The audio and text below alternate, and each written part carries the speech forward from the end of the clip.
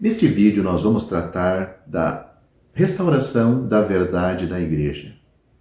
Uma igreja local ou uma assembleia local, conforme prevista pelas Escrituras, é uma companhia convocada de crentes reunidas em nome do Senhor Jesus Cristo. Mateus capítulo 18, versículo 20. Não faz parte de nenhuma organização abrangente, mas é diretamente responsável perante seu Senhor ressurreto.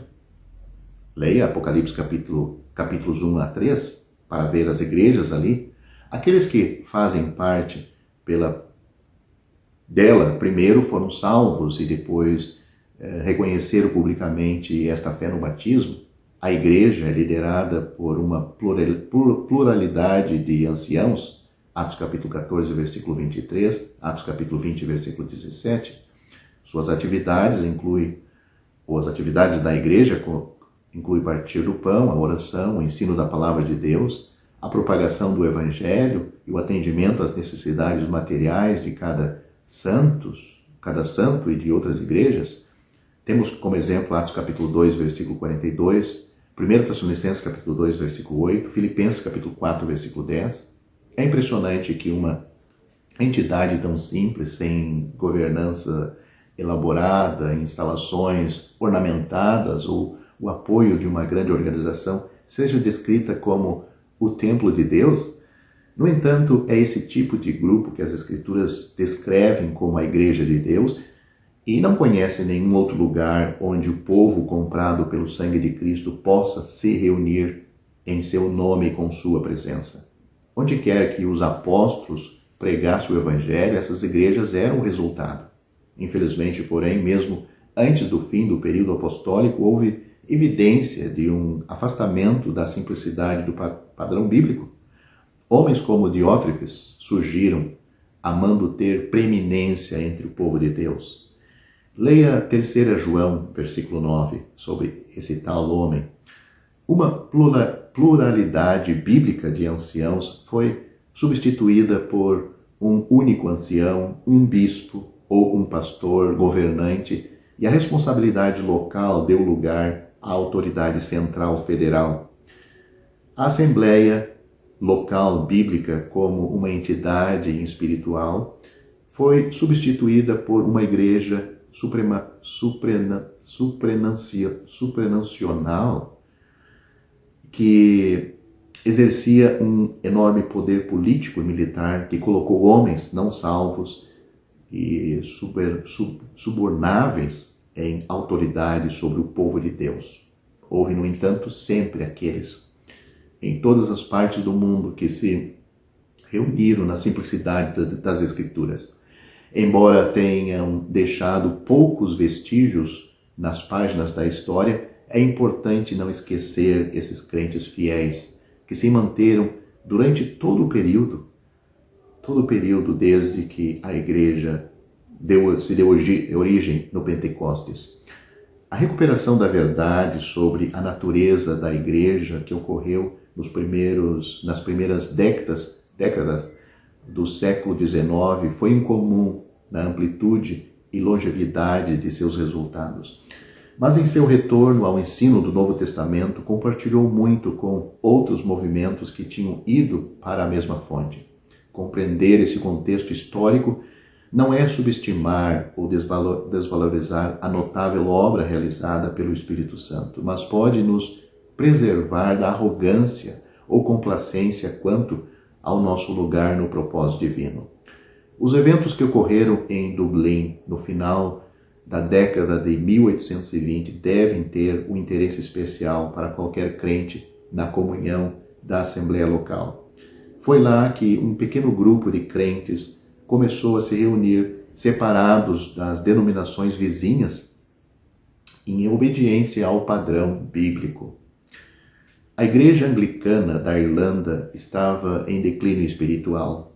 Muitos de seus ministros viam seu chamado meramente como uma fonte de emprego e os interesses do Evangelho e das almas dos que perecem vinham em segundo plano em relação à manutenção do status social e do poder político da igreja. Aqueles ministros que pregavam o Evangelho com muita clareza eram possíveis de serem silenciados por seu bispo. Na última metade do século XVIII, vários desses ministros se separaram da igreja anglicana, impacientes para pregar o Evangelho sem impedimentos. Em contraste, os crentes que começaram a se reunir em Dublin na década de 1820 não tinham interesse em se formar se formarem em outra denominação. Eles não estavam saindo da igreja anglicana para abrir uma outra denominação, embora incluísse homens de grande capacidade intelectual, alta posição social e considerável carisma pessoal. Eles não se reuniram para ou sobre qualquer um deles, sobre o nome deles, sobre o nome destes homens ou sobre o nome deles. Em vez disso, eles se reuniram em nome do Senhor Jesus Cristo, em distinção às denominações ao seu redor. Suas convicções sobre a igreja deviam muito ao seu estudo das Escrituras. A disposição destes homens de serem guiados apenas pelas Escrituras significava que suas reuniões pareciam muito diferentes da prática predominante da cristandade. A Reforma, sem dúvida, havia recuperado a verdade bíblica do sacerdócio e de todos os crentes em teoria, mas continuava a ser negada na prática. Os que se reuniram em Dublin acreditavam que o ofício do clérigo era, nas palavras de John Nelson Darby, um pecado contra o Espírito Santo, e permitiam o exercício do dom por todos os irmãos que os possuíam. Os princípios expressos nas reuniões de Dublin logo cruzaram o Canal da Mancha. Uma das primeiras assembleias na Grã-Bretanha foi em Plymouth. Os que se reuniram recusaram-se a adotar qualquer nome não bíblico. Isso frustrou aqueles que queriam rotular esse novo movimento e, concentrando-se no modo característico de tratamento, esses crentes e sua localização deram a eles o nome de Irmãos de Plymouth. A velocidade com que esse ensinamento se espalhou indicava que o Espírito de Deus estava trabalhando, preparando o coração do povo de Deus e dirigindo e capacitando o trabalho de avivamento. Com o passar das décadas, surgiu uma compreensão mais clara da distinção da Assembleia local e da necessidade de separação da confusão religiosa da cristandade. O progresso não foi ininterrupto, mas apesar desses desafios, a obra de Deus continuou e as assembleias locais foram formadas em todo o mundo. Tanto em sua terra natal e no campo missionário, esses crentes eram ativos na pregação do Evangelho.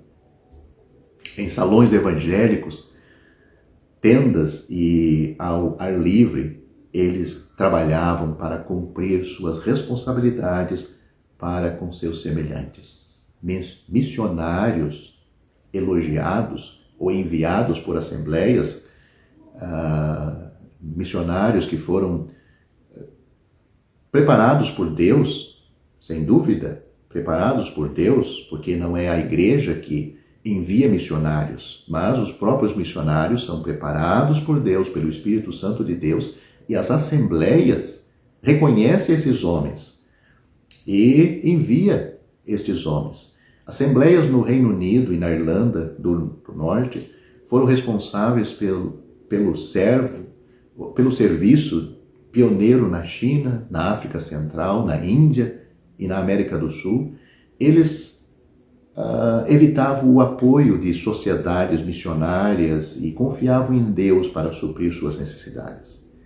Esses dedicados servos de Deus ecoaram algo da energia e devoção dos apóstolos, e como eles, viraram o mundo de cabeça para baixo.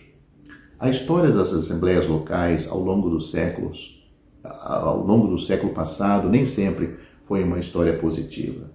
Em todos os momentos, porém, foi importante. Vez após vez, a experiência do povo de Deus provou que a força do testemunho depende diretamente da obediência à palavra de Deus e da separação do mundo social, religioso e politicamente. Muitas vezes, a verdade que foi duramente